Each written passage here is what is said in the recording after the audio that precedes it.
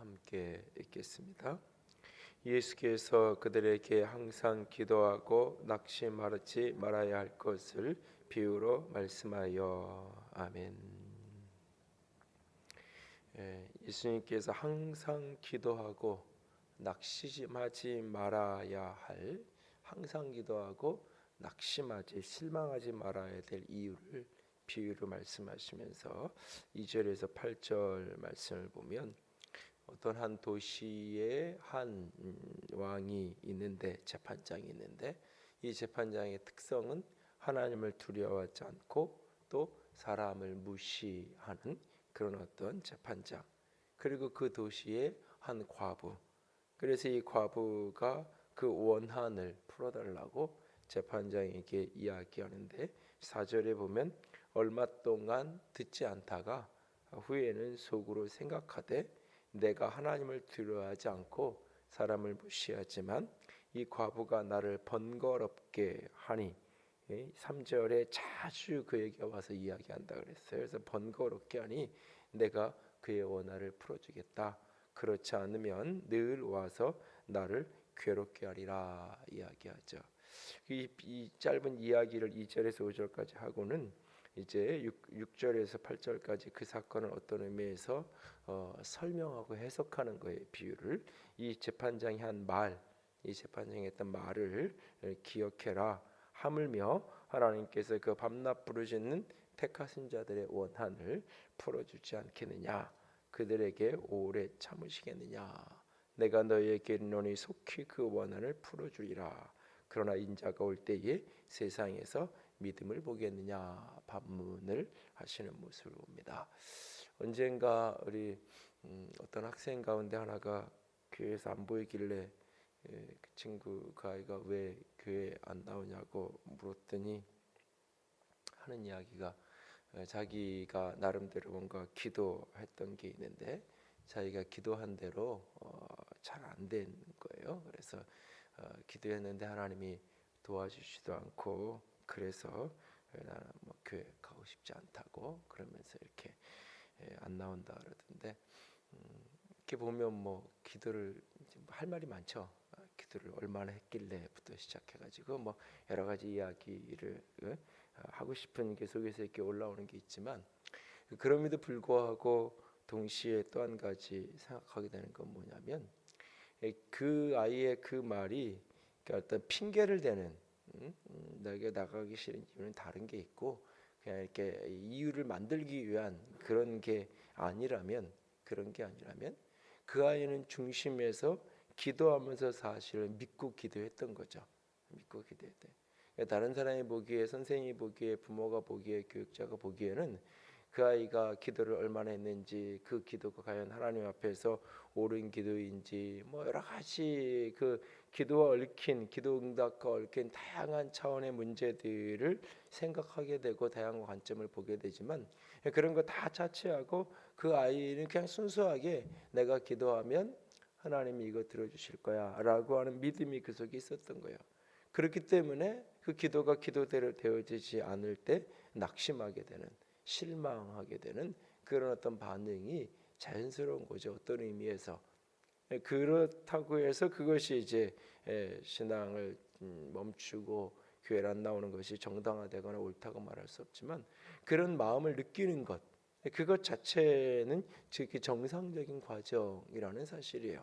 그러니까 내가 믿었기 때문에, 기대했기 때문에 그 속에서 실망이 있고 낙심이 있는 거죠.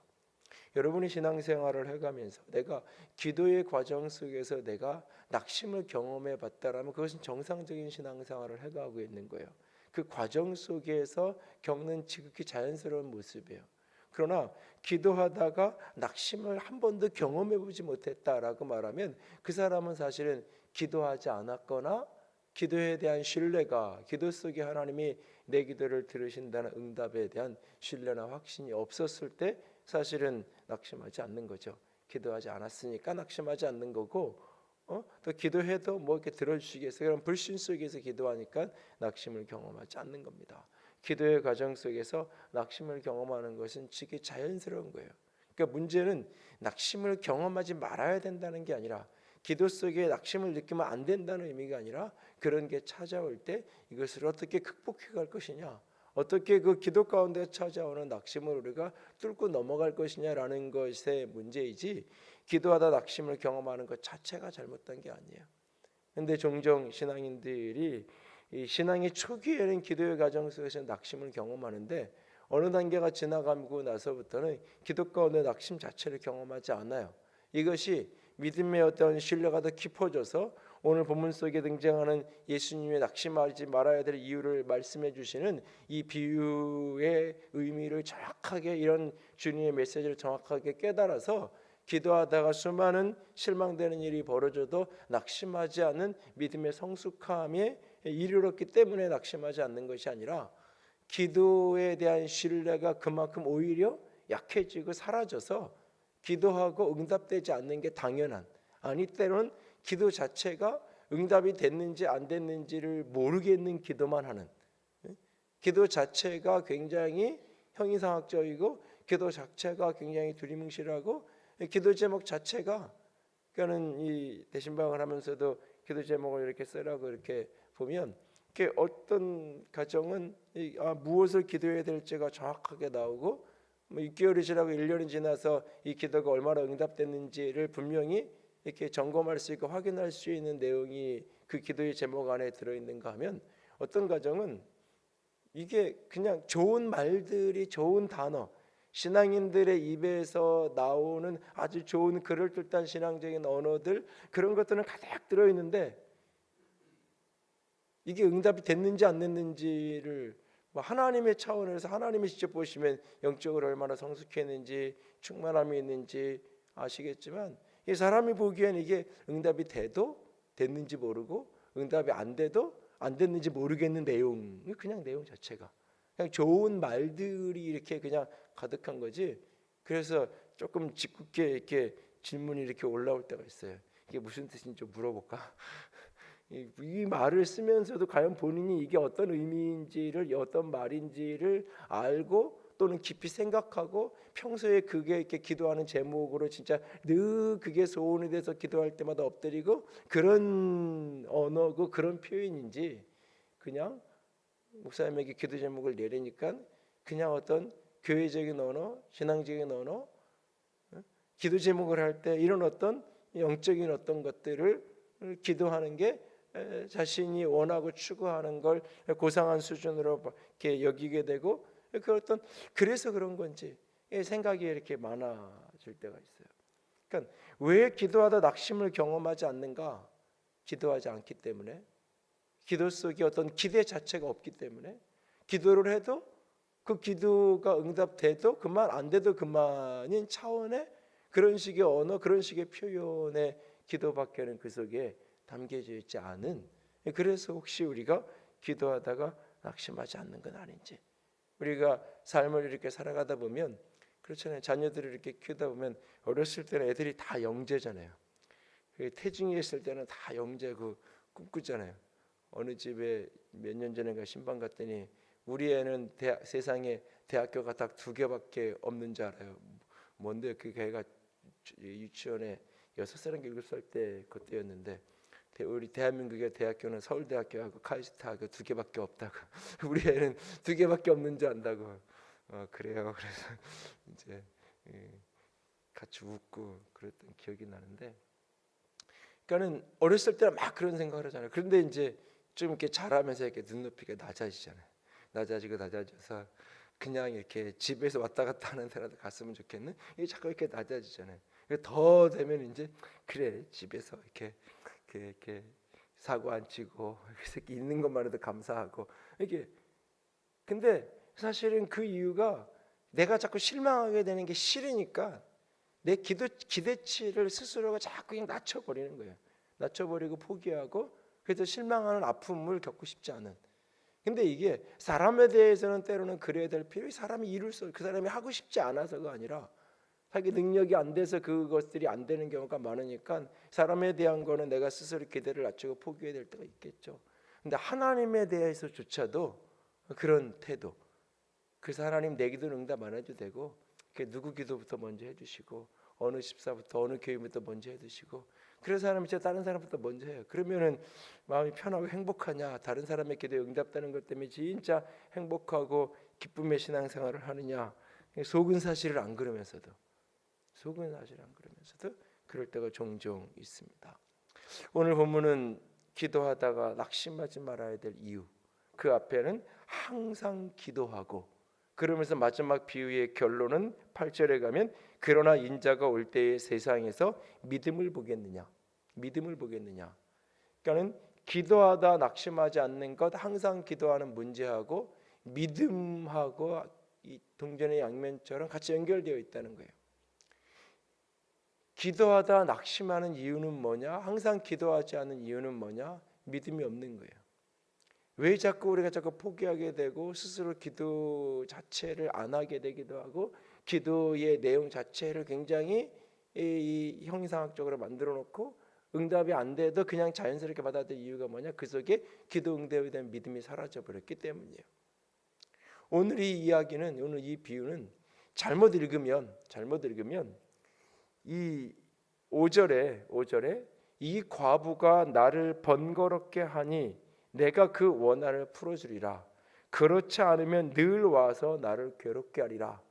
그리고는 6절에 불의한 재판장이 말한 것을 들으라. 이 비유와 이 이야기와 그리고 이 속에서 예수님이 하셨던 이 재판장의 말을 들으라고, 그 상황과 형편, 이 사람이 한 말을 너희가 잘 생각하라고 이야기했던 이 말을 잘못 해석해서 우리도 기도라는 것은 끊임없이 하나님을 번거롭게 해야 되는 거구나. 우리가 끊임없이 하나님께 밤낮 쉬지 않고 7절에 밤낮 부르짖는 그런 택하신 자의 원한을 풀어주지 않으니까 밤낮 자주 계속 번거롭게 해야 하는 게 기도구나라고 이해하면서 그걸 더 많이 번거롭게, 더 많이 자주, 더 많이 해야 된다라고 생각할 수 있어요. 그런 부분이 있는 게 맞아요.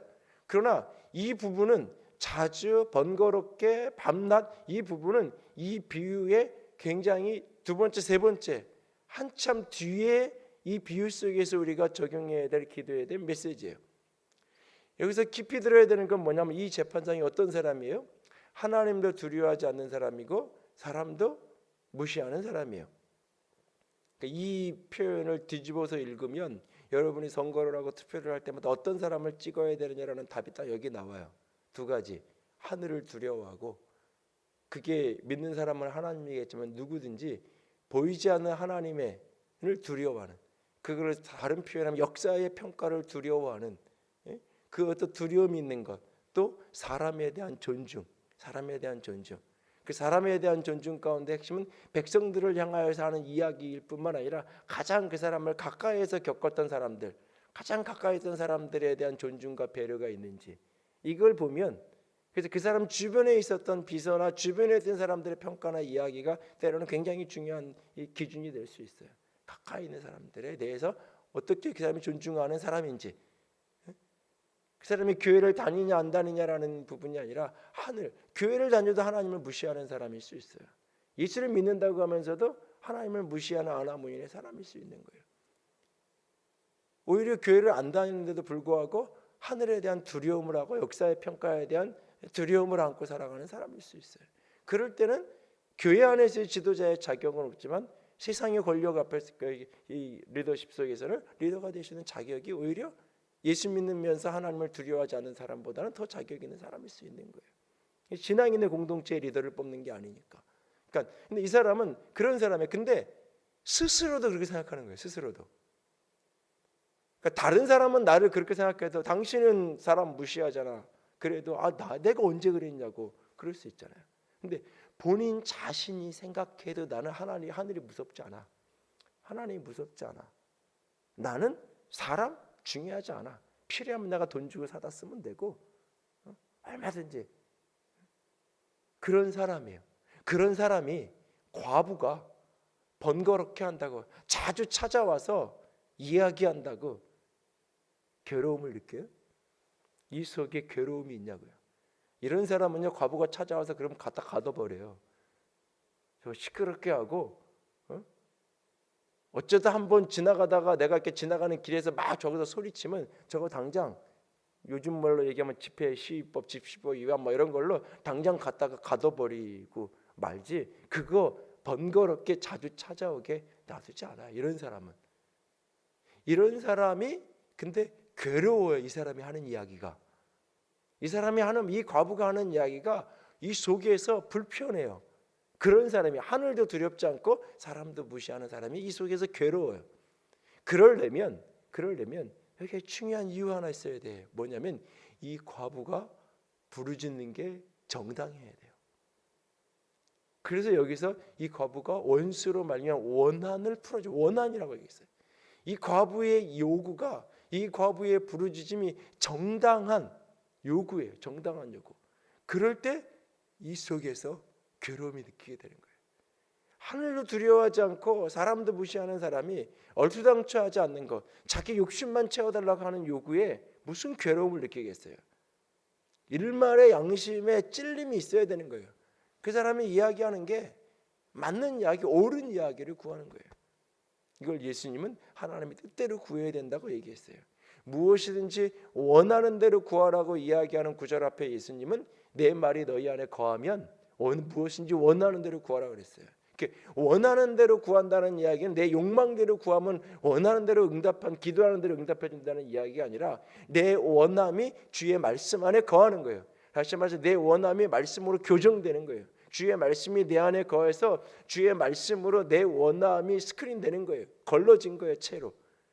그렇기 때문에 내가 내 원함이 주의 뜻과 동일하게 맞아졌기 때문에 내 원하는 대로 구하는 대로 응답되는, 그것이 요한복음에서 예수님이 하셨던 이야기예요.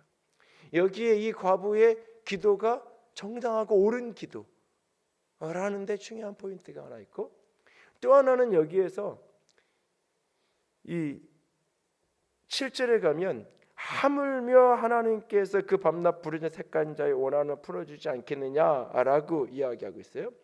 하나님께서 그 택하신 자의 원한을 풀어주지 않겠느냐라고. 택하신 자. 재판장과 과부 이 사이는 아주 먼 담이 있죠. 이 재판장은 악한 사람이고, 이 재판장은 하늘을 두려워하지 않고 사람을 존중하지 않는 사람이고, 이 과부는 당시에 형사소추권이 없는 위치. 그러니까 이 과부가 자꾸 번거롭게 찾아가는 이유는 뭐냐면 정식으로 고소를 제기할 자격이 없어요. 그러니까 정상적인 어떤 행정 절차, 정상적인 법 절차로 자신의 원함을 풀 수 있는 방법이 없어요. 그러니까 피켓 들고 그냥 시청 앞에 피켓 들고 사무실 앞에 서가지고 하루 종일 그냥 1인 시위 하듯이 마치 그런 것처럼 이 사람이 할 수 있는 거는 그 법밖에 없는 거예요. 그만큼 정식으로 찾아가서 회장을 만나서 억울한 거 이야기하고, 정식으로 찾아가서 시장 만나서 이야기할 수 있는 그런 어떤 관계나 정식으로 찾아가서 경찰서 가서 고소해서 조사하게 할 수 있는 그런 어떤 자격이 없는 게 당시의 과부예요. 아버지가 있든지 남편이 있든지 아들이 있어야 형사소출을 할 수 있는 거예요. 지나가다 누구한테 폭행을 당하고 지나가다 누구한테가 강간을 당해도 고소조차 할 수 없어요. 스스로는 아들이 있어서 대신해 주든지 남편이 해주든지 아버지가 해줘야 되는 거예요. 그게 당시 사회의 여성의 권위예요. 그 과부가, 그러니까 이 관계성. 그런데 나는 그런 과부가 아니에요. 나는 택함 받은 자예요. 택함 받았다는 게 뭐예요? 내가 먼저 선택한 게 아니에요. 내가 먼저 사랑한 게 아니에요. 선택에 대한 확신을 갖는 게 중요한 이유 가운데 하나는 뭐냐면, 이것을 운명론적인 원리를 아는 게 아니라, 내가 선택받았다는 믿음은 내가 하나님을 사랑한 게 아니라 하나님이 나를 먼저 사랑하겠다는 믿음이에요. 택하신 자가 부르짖는, 택하신 자. 그러니까 우리는 과부로 불의한 재판장에게 호소하는 게 아니에요. 그게 기도가 아니에요. 기도란 택함 받은 자가 하나님이 나를 먼저 사랑하는. 하나님이 나를 사랑하는. 그러니까 나는 택함 받은 자로서 누구에게, 그렇게 불의한 자에게 부르짖는 게 아니에요. 내 하나님은 선하신 분이에요. 내 하나님은 나의 아버지가 되시는 분이에요. 나를 택하신, 나를 나보다 더 사랑하시는 그 하나님이에요. 그 하나님에게 내가 기도하는 거예요. 기도하는 거예요. 그 하나님에게.